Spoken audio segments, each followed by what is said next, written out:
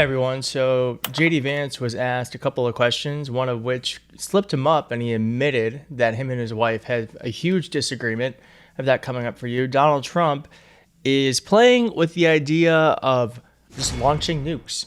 Yeah, the president who is suffering from dementia and is trying to acquire as much power as possible, and the one that was called the peace president, is threatening dropping nukes. I want to also talk about while all this stuff is happening. On November 1st, SNAP benefits, which is another way to say food stamps, it's a way for people who are low income and struggling to eat. The funding for SNAP benefits will run out on November 1st. And that is not because we're out of money. Donald Trump could appropriate money if he wanted to tomorrow to make sure that SNAP doesn't run out of funds to help the most needy in this country. He's just choosing not to do that. So I am almost certain that he's going to allow that to happen. He wants as much pain as possible to be inflicted so that people become desperate. And I think so that when people are desperate, crime happens. So there's a couple of things I want to talk about. One, if you see someone stealing food, no, you didn't. Just look away, okay? That's always, but especially you're probably going to see more of it happening. If you have the means, offer to pay for that person's food. We all have to help each other out right now. And two, if you have the means, I think what we can do right now in this time as well is donate money to food pantries and to shelters. So I'm going to show you how easy this is. I'm actually on Bread for the City, which is a local food pantry in the DC area, which is where I live. And I'm going to donate right now. Look how easy this is. There is a little donate button at the very top there. Now you can just go on the internet, search local food shelter, local pantry, local homeless shelter in your area. And I'm sure some great options are going to show up. This is the one for me. Now, they have a one-time or monthly. I'm going to do a one-time. I'm going to do $1,000. There we go. I'm going to put in some information here that my editor will blur out. Credit card. There we go. Billing address. Again, editor's going to blur this out. There we go. Donate. Y'all, I think that took less than a minute. And there we go. I have donated to my local pantry. And I invite you, if you have the means, I invite you to do the same thing. You can make a difference. Please do what you can for people who are hurting in this government shutdown. If you don't have money to donate, it's totally fine. You can donate your time. Maybe you have some food laying around. You can donate that. But certainly, you want to help. There are ways you can help. Now, on to more serious business. Unfortunately, Donald Trump tweeted this just before meeting with the leader of China. He said the United States has more nuclear weapons than any other country. This was accomplished, including a complete update and renovation of existing weapons during my first term in office. Because of the tremendous destructive power, I hated to do it, but had no choice. Russia is second, and China is a distant third, but will be even within 5 years because of other countries' testing programs. I have instructed the Department of War to start testing our nuclear weapons on an equal basis. That process will begin immediately. Thank you for your attention to this matter, President Donald J. Trump. I mean, what can really be said about this other than like Donald Trump, who, like I said at the top, was supposed to be the peace president, becoming more and more unhinged? Things are chaotic enough. Do we really want to be dropping nukes? Is that something we want to do? I don't understand what the point of this is. I don't understand what it is, just to like show off. There has been reporting previously that Donald Trump is kind of obsessed with nukes, and this is, quite frankly, a little terrifying that he wants to do this. And I think we will just have to wait and see. Someone said here, America, you are underreacting to this insane man. He'd rather nuke a country than release the Epstein files. Well, if that doesn't scream Nobel Peace Prize, then I don't know what does, yeah. So more insanity from the President of the United States, but let's not become numb to it and let's keep talking about it. I think what I also would like to be talking about is the fact that JD Vance and Usha Vance are clearly, I mean, we've talked about it a couple of times now, but there's definitely some there. They are not on the same page. And he admitted to that. By this one woman, she asked a couple of questions and she got some good answers. Now, this is at a Turning Point USA event where JD Vance was fielding questions from the audience. And this very brave woman actually asked JD Vance about immigrants and what it means to be a Christian. And look at what he said in response. is okay. you are married to a woman who is not Christian. In her Wikipedia, I mean, I just looked it up. I wanted to know what her faith was. I didn't know this before. But she still calls herself Hindu.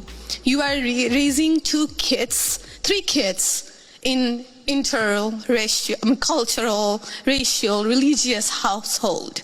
How are you maintaining or how are you teaching your kids not to keep your religion ahead of their mother's religion?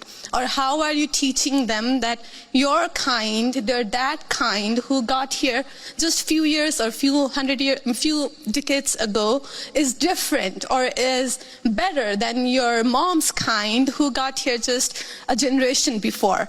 How are you balancing that? And when you talk about too many immigrants here, when did you guys decide that number? Why did you sell us a dream? You made us spend our youth, our wealth in this country and gave us a dream. You don't owe us anything. We have worked hard for it. Then how can you as a vice president stand there and say that we have too many of them now and we are going to take them out to people who are here rightfully so by paying the money that you guys asked us? You gave us the path and now how can you stop it and tell us we don't belong here anymore? And one more thing. Sure. Do you have to There's a lot there. I don't know if I'm going to remember all this, but I will try. I'm sorry. I had to say all of this, and please take it with I'm saying all of this with due respect. Go ahead. I Please. have no intention of causing a scene here or anything, but we're not close to causing a scene. Don't worry. But we talked about Christianity, all of this. I'm not even Christian, and I'm here standing to so support. Why are we making Christianity one of the major thing that you have to have in common to be one of you guys, to show that I love America just as much as you do? Why is that still a question? Why do I have to be a Christian? Okay, so there was a lot there, and I'm going to try to respond to as much of it as I can. So on the question of immigration, so first of all, I can believe that we should have lower immigration levels, but if the United States passed a law and made a promise to somebody, the United States, of course, has to honor that promise. Nobody's talking about that. I'm talking about people who came in violation of the laws of the United States of America, and I'm talking about in the future reducing the number of people. Sorry, what? May I continue on that? Because when you just said you are... I don't know who this woman is, but God bless this woman. She is more American than most people in that goddamn room. Let's keep going. Holy shit. Not stopping with the people who came here legally, right? But you are pushing out policies that hurt us. And these policies are not even solving the problems. These policies are just creating chaos. No, ma'am. Okay, so again, I'm gonna finish answering the question, and then if I've answered all 9 of your questions in less than 15 minutes, then we can keep on going. We got to have a little fun, right? So here's the thing. I can believe that the United States should lower its levels of immigration in the future, while also respecting that there are people who have come here through lawful immigration pathways that have contributed to the country. But just because one person or 10 people or 100 people came in legally and contributed to the United States of America, does that mean that we're thereby committed to let in 1 million or 10 million or 100 million people a year in the future? No, that's not right. We cannot have, I'll go and finish, we cannot have an immigration policy where what was good for the country 50 or 60 years ago binds the country inevitably for the future. There's too many people who want to come to the United States of America, and my job as vice president is not to look out for the interests of the whole world, it's to look out for the people of the United States. Now,